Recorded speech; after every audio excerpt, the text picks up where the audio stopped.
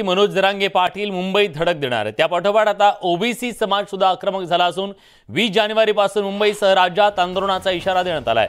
मुंबईतल्या आझाद मैदानावर ओबीसी आंदोलन करणार असल्याची माहिती ओबीसीचे नेते माजी मंत्री प्रकाश शेंडगेने दिली आहे। जरांगे आणि मराठा समाजाच्या दबावाला सरकारनं बळी पडू नये या मागणीसाठी हे आंदोलन करण्यात येणार आहे।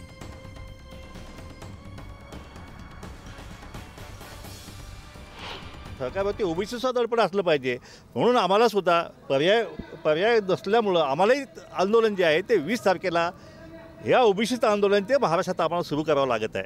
त्याची मूळ मागणी अशी आहे की हे आंदोलन जे आहे प्रत्येक जिल्ह्यामध्ये होणार, प्रत्येक तालुक्यात होणार, मुंबईमध्ये होणार, आझाद मैदानामध्ये होणार। आम्ही अर्ज केलेला आहे, कालच आम्ही अर्ज दाखल केलेला आहे। आझाद मैदानसुद्धा तिथं आम्हाला परवानगी मिळाली पाहिजे। तर मराठा समाजाला जर हे सरकार परवानगी देणार असेल तर आम्हाला दिली पाहिजे, कारण मुंबईमध्ये आम्ही जवळ 50 लाख ओबीसी मुंबईतच आहेत।